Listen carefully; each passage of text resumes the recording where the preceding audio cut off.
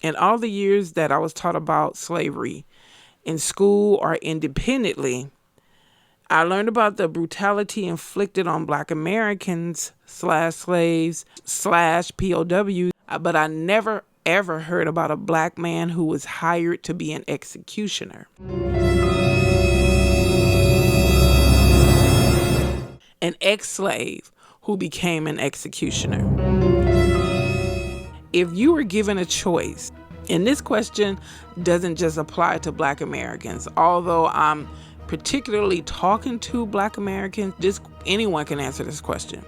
If you were given a choice, if you call that a choice, what would you choose? Would you choose to be a executioner, or would you continue to be a slave? Think about it while we get into the story.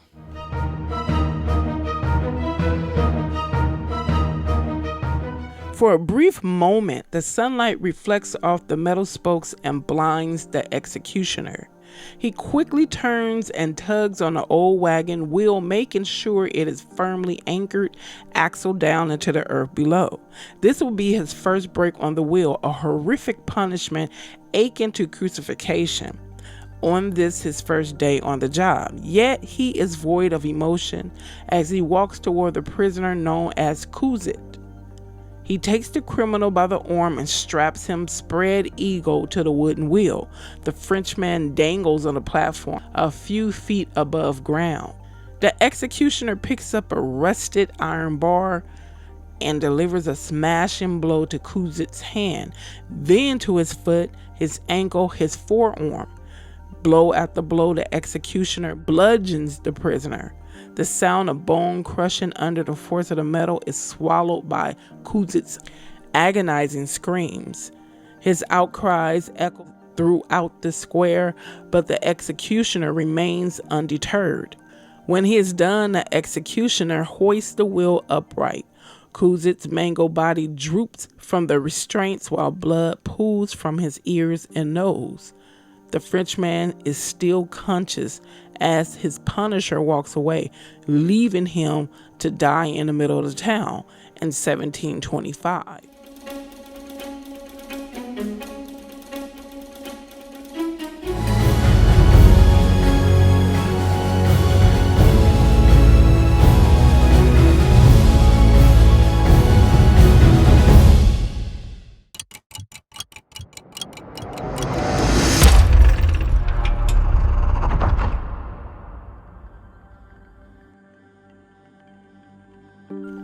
Later that night, the executioner takes pleasure in a strong drink and falls asleep with his wife by his side. Death is now his business. Hello, everyone. I hope you are having a fabulous day, night, evening, afternoon. Whatever time of the day it is, please be enjoying yourself.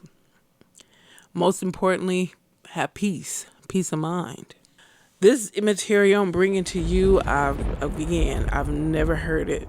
I've never heard of it before. I'm aiming to have this channel specialize in bringing content that hasn't been heard of or rarely spoken of. I enjoy taking a stroll down memory lane, but I especially like hearing things that I've never heard before. I really do. This is a huge world. There's so much that has happened just within the past 2 years. So imagine the things that have happened hundreds of years ago, thousands of years ago. There's so much out there that unknown, good and bad. That's what I desire this channel to specialize in, bringing things to you guys that is scarcely talked about or you've never heard before. Authentic. That can be verified.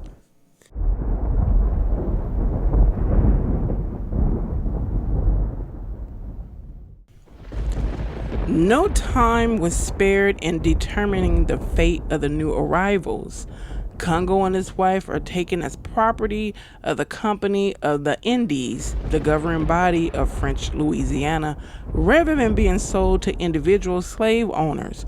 Although housing was provided in the brickyard On Biloxi's Back Bay, married slave couples were forced to separate. Louis Congo was alone in an unknown world. Between 1721 and 1725, he worked diligently for his employers. There were no documentations to assert his role in the colony. However, he may have worked in a technical trade since he could sign his name. While highly unusual for a black man of that time, some Africans from the Congo region were previously Christianized by the Portuguese and arrived in the New World being able to read and write in Portuguese. Congo is suspected to have been among them. The colonial melting pot sported a social hierarchy that transcended race and nationality. Not all blacks were enslaved, and being white did not automatically grant a person prestige or power in French Louisiana. The French Code Noir, or Black Code, adopted in 1685, included articles protecting the rights of free slaves, which were more or less the same as those of whites. Yet there was no order of official legal system. In short, this is a country which, to the shame of French, be it said, is without religion, without justice, without discipline, and without police. A colonist complained in 1725. I would have liked to have known how that area was, that city. I would have loved to have known how it was. I might have to do a little research on that. No religion oppressing you. By the way, religion is man-made. No justice system oppressing you. No discipline. I don't know what that will consist of.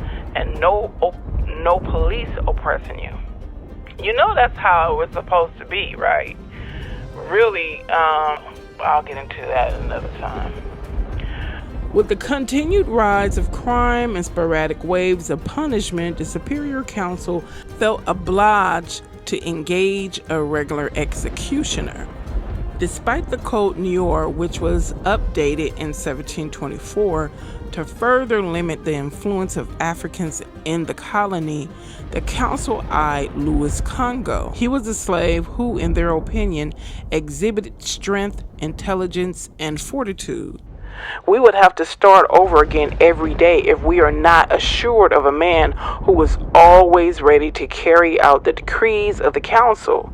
Fear of punishment is the only thing which can control the evil ones, remarked an unnamed member of administration, according to Gwendolyn Midlow Hall. What would drive Congo to accept such a heinous offer remains a mystery. Some believe that a life of continuous exploitation had hardened him, and that the love he had for his wife greatly outweighed his compassion for fellow man. Whatever the reason, Congo was granted explicit and exclusive authority to execute punishments not only to fellow Africans but also to white settlers, Indian slaves, and European deportees. Prior to Congo's appointment, there was only one instance of interracial corporal punishment on the record in the colony, per Stephen Pierce and Anupana Rao in their book Discipline and the Other Body. On November 21, 1725, African slave Louis Congo was freed and made a salaried public executioner in Louisiana by the Company of the Indies. The corporation chose him because French colonists considered executions carried out by a Negro the most effective and debasing punishment white criminals could receive in a wild, unruly colony. For 12 years, Congo served as New Orleans public executioner, in which he whipped, tortured, amputated, and executed anyone sentenced to physical punishment or death by the justice system. Although there are few details about Congo's life found in archival records, historians do know that he was physically attacked and beaten at least twice because of the position he held. Nevertheless, Louis Congo may have risen up from slavery, but as public executioner, he was ensnared in a profession that made him a pawn of a violent carceral system and offered him a lifetime of ridicule, intimidation, and death threats from the public he disciplined. My take on why he chose that position is, I was thinking about it as I was trying to think about it as I was reading, but I believe, we will never completely or truly understand how I felt to actually live in that time where people and their ignorance was displayed in their actions and their thoughts, meaning, saying that someone is inferior because of the color of their skin. That was basically it, and then it grew from there. But you don't know. I mean, imagine how you feel today, 21st century, being treated that way. Whether it's by an employer, coworker, classmate, what have you. And anyone who looks like me, who's experienced racism, discrimination, biasness, prejudiceness, you know how that makes you feel. It can piss you off, and then after the anger leaves, you feel like, like you've been violated. It's done to make you feel less than. Most of the time, those people who do that to you and say those things to you, they don't feel like much themselves, so they're trying to make you feel like they feeling worse. And sometimes it works. If you're strong enough to brush it off and not let it faze you, for real, and not pretend like you're not fazed, that's a blessing. But most of us who've experienced it, it don't roll over your back sometimes. It don't, like water on a duck's back, rolling off a duck's back. Sometimes it makes you feel like you want to just grab that person and swing them to the outer limits. Hope that they boomerang back and then do it again until you're just tired. I believe that the reason he chose that is because it gave him, maybe in his mind, he believed it gave him some kind of control, and then he was able to live a semi-regular life with his wife. Even though even though he wasn't a slave, he still was being oppressed by the black codes and still looked at as an inferior black man who really didn't, have too much of a right, who didn't have rights to do anything but what he was told to do. And if he didn't do what he was told to do, an executioner, what little freedom he believed he had would have been snatched away. Let me continue. Did you know there was a Florida law in 1825 that authorized white people to enter into all Negro houses and lawfully seize and take away all such arms, weapons, and ammunition? The more you know. 18th century Louisiana society was an eclectic mixture of different races, cultures, and traditions, but also a male-dominated race and class-based hierarchy. Following the uprooting and displacement of indigenous peoples, the territory was held by the French from 1699 to 1733, possessed by Creole Louisianans from 1732 in 1768, and occupied by the Spanish from 1769 to 1803. During Louis Congo's lifetime, the demographics of the colony consisted of Native Americans of Chickasaw, Illinois, and Illinois extraction, living in proximity to colonists from France, Switzerland, and Germany, and free and enslaved black people who were from the French West Indies, Senegambia, and Congo, or native-born Louisianans. Most Frenchmen were indentured servants, while others were soldiers, tradesmen, traders, overseers of plantations, and planters. Soldiers protected French colonists from Indian attacks in the colony. Traders bartered and sold goods like beaver skins and deer pelts. A small number of French women immigrated to Louisiana during the 18th century when Louis XIV not only sent ordinary women to marry soldiers in Louisiana to increase the colony's population, but also women from the Paris prison who were despised in France for allegedly being felons and sex workers. Regarding the colony's slaveocracy, major planters owned plantations in the country that were formed by slaves and run by overseers.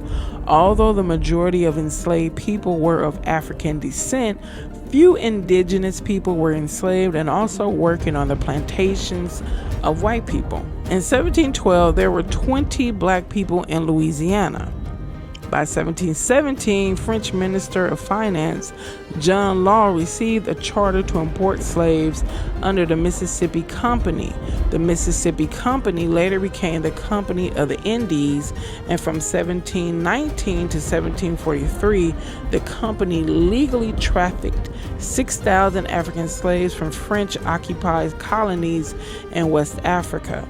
According to historian Gwendolyn Midlo Hall, Louis Congo may have been trafficked on the slave ship that traveled from Cabinda, Angola to Biloxi, Mississippi in 1721 with 181 men, 121 women, 37 boys, and 37 girls from the Congo. However, historian Ned Sublett has speculated more broadly that Congo was trafficked from Senegambia during the French slave trade between 1719 and 1731.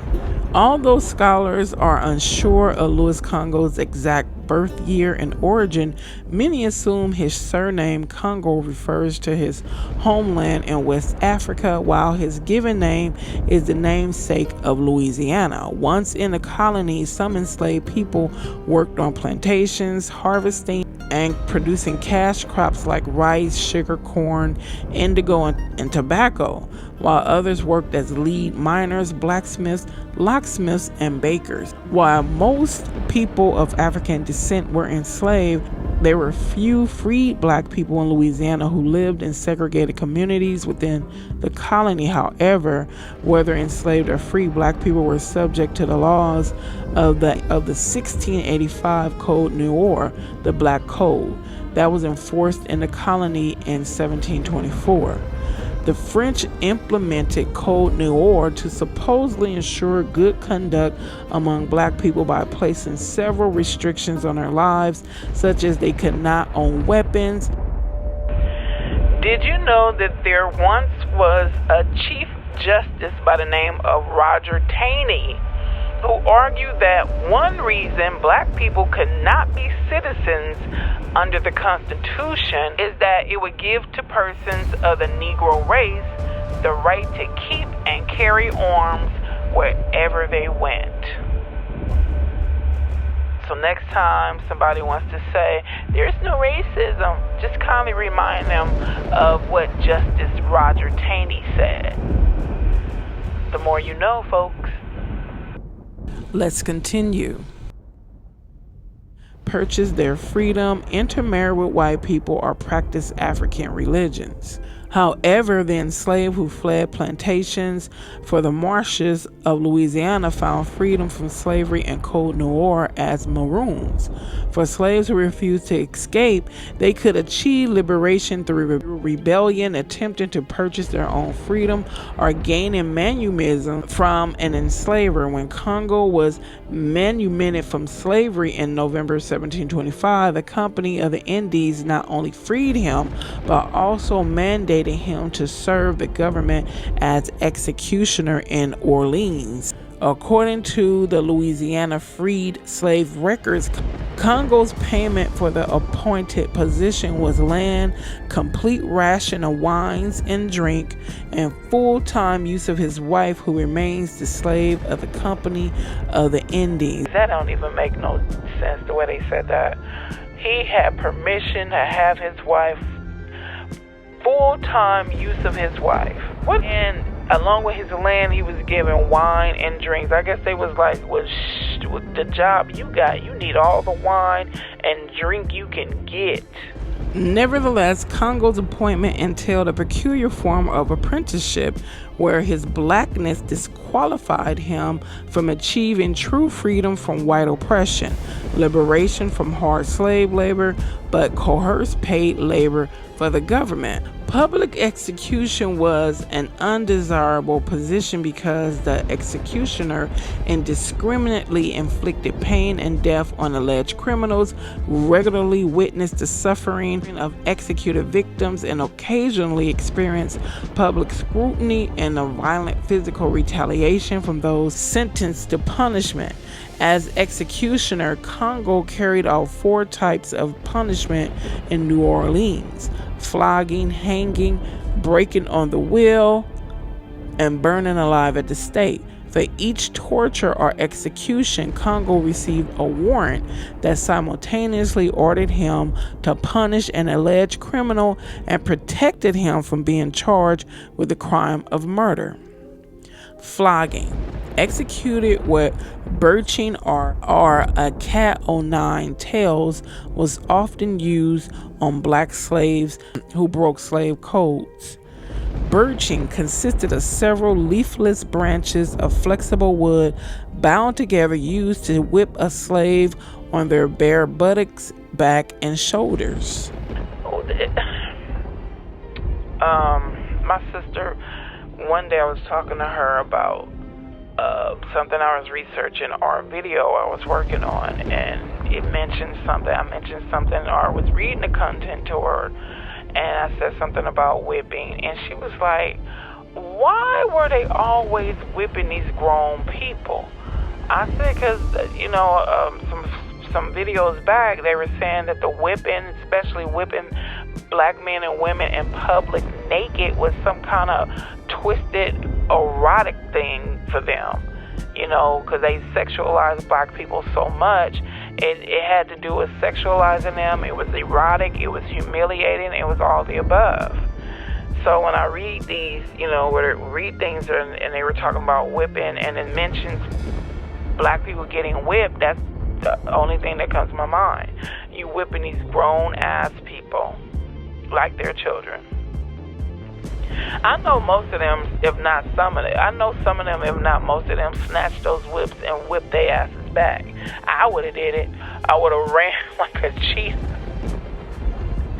I would have ran away, because you're not going to try to take my life just because I'm defending myself. You got the game twisted. And that's how it was back in those days. It's like, they dared black people to defend themselves or come to their aid and try to defend someone else who looked like them.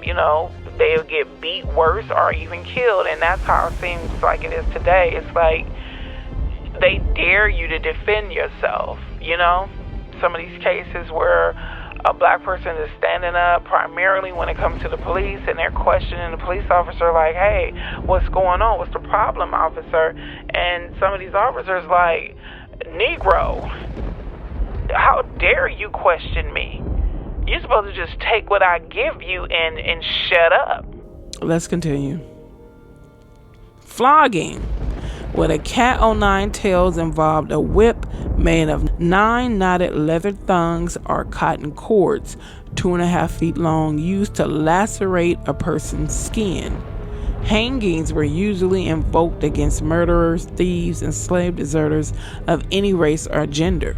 Breaking on the wheel was typically meted out against the leaders of slave revolts, particularly in emulation of colonists who executed 21 enslaved Africans who participated in the New York slave revolt in 1712. When Congo executed slaves in this manner, he spread the person's limbs out and tied them to a large wooden cartwheel, and repeatedly bludgeoned their limbs with a large hammer or iron bar until the bones were broken and their limbs fell through the gaps of the wheel. If the French officials instructed Congo to end the victim's suffering, he gave the individual either fatal blows of mercy to the stomach and chest or retentium via strangulation. Once the victim was dead, Congo displayed the disfigured body to a crowd of onlookers. Anyone that can stand up there and watch that brutality, Something ain't right with you. Something ain't right with you at all. I wouldn't even be able to watch it if it was a movie. I would be like, that's too much gore for me. That's too much abuse. It's too much. Some things you just don't have to watch. You don't have to see. Just give me the illusion. Just let me, put it together in a way where I know I got the message. You don't have to put it all in my face. Sometimes I just think people just twisted and sick. Let me continue. The punishment of burning alive was reserved for people who committed treason, heresy, or witchcraft.